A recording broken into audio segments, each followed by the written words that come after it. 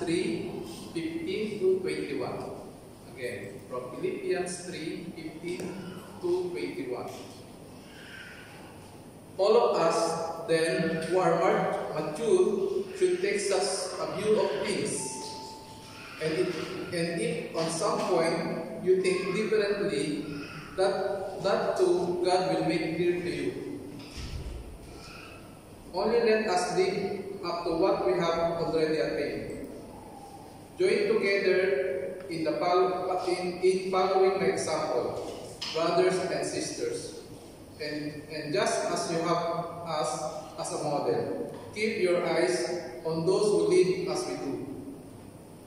For us, I have often told you before, and now tell you again, even with tears. My life as enemy of the cross of Christ.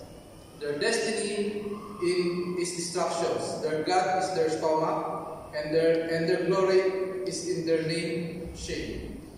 Their mind is set on earthly things, but our citizenship is in heaven.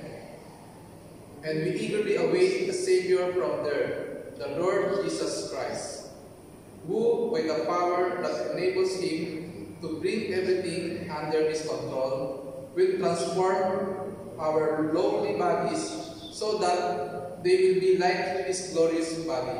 This is the word of God. Father God, we thank you for this night, Lord. Salamat po kayo sa matatapos na gawain naman. Father God, we thank you for the word that you shared to us. Father God, teach us how to pray, Father God. And patuloy, Lord, marami pa nang nanalangin para sa aming sarili, para sa aming mga kapwa-tao.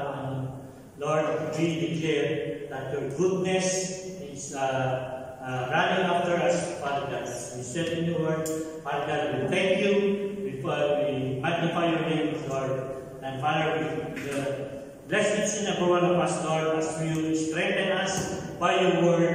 Keep us, Lord, and protect us to all the words and the wiles of the devils, Lord. Patuloy, Diyos, na samahan mo kami, Panginoon, sa dalawang oras, sa kami pumunta, Lord.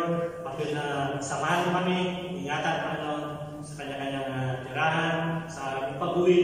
Let your light shine upon us, Lord. Patuloy, Panginoon, na i-bless mo ang bawat sa Panginoon na narito, pag-isa ng mga kapatid na sa online. Salamat po, Diyos, sa pagpapala na pinagkatago mo sa kanila.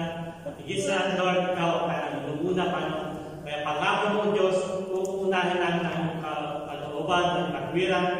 Ikaw ang aming pangailangan, Panginoon, ay ikaragdag mo, Diyos. Salamat po, Panginoon, sa iyong pangako, Panginoon. Kaya, Lord, we thank you, we bless you, we honor you. In Jesus' name we pray.